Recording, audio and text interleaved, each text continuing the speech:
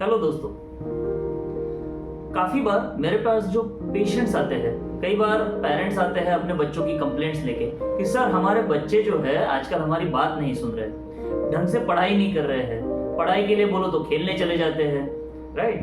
दिन दिन भर बाहर रहते हैं, मोबाइल का ज्यादा इस्तेमाल करते हैं। ऑल इन ऑल उनके अपने बच्चों के प्रति यही कंप्लेंट होती है कि आजकल हमारे बच्चे हमारी नहीं सुनते।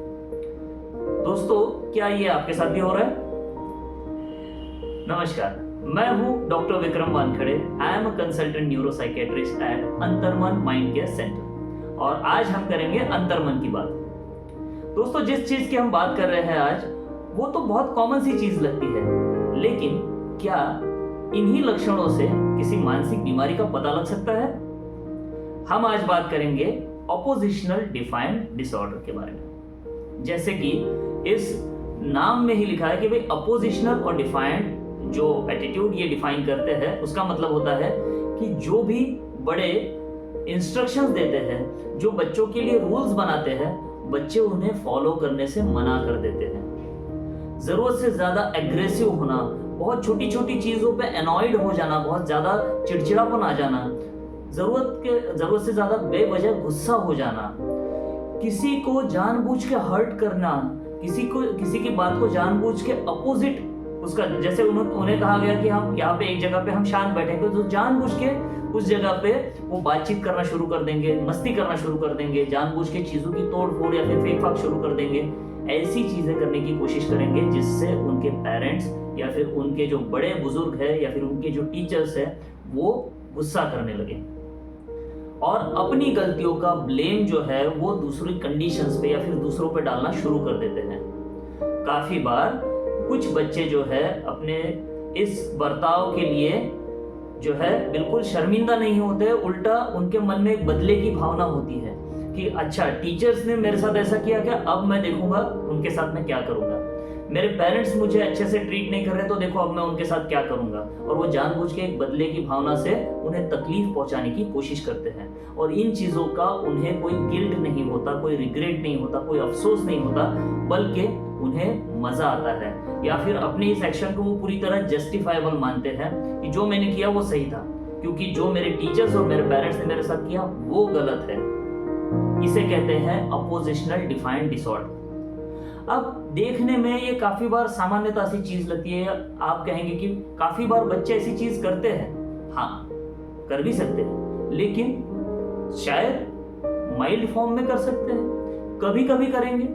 लेकिन यदि कोई बच्चा उसके उम्र के बाकी बच्चों के मुकाबले ये चीजें बार बार कर रहा है, राइट, और हमें क्लियरली ये महसूस हो रहा है कि नहीं, ये नॉर्मल नहीं है, बच्चे का ये जो बर्ताव है ये उसके उम्र के बाकी बच्चों से क्लियरली अलग है, वो स्टैंड आउट हो जाता है। बाकी क्लास के 100 बच्चों में से भी वो एक उभर के आता है कि नहीं, ये बच्चा ज्यादा शरारत कर रहा है, ये बच्चा ज्यादा जानबूझ के तकलीफ देने की कोशिश कर रहा है बाकी बच्चों को, अपने टीचर्स को, अपने पेरेंट्स को भी। मेरे ख्याल से ये वो अलार्मिंग साइंस है जिससे हमें अलर्ट हो जाना चाहिए, जागरूक हो जाना चाहिए कि शायद इस बच्चे को हेल्प की जरूरत है। काफी बार हम देखते हैं दोस्तों कि समाज में इन बच्चों को बदमाश और क्या हम कहेंगे एक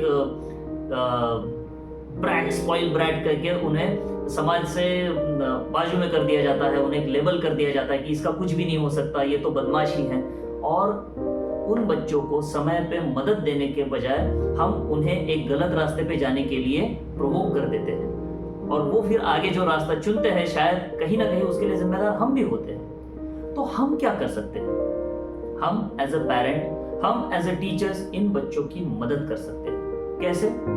सबसे पहले अपने नजदीकी साइकियाट्रिस्ट या साइकोलॉजिस्ट की मदद लेके ये जान ले कि कम से कम जो लक्षण हमें दिख रहे हैं, जो अलार्मिंग साइंस हमें लग रहे हैं, क्या वो ओडीडी के लक्षण है?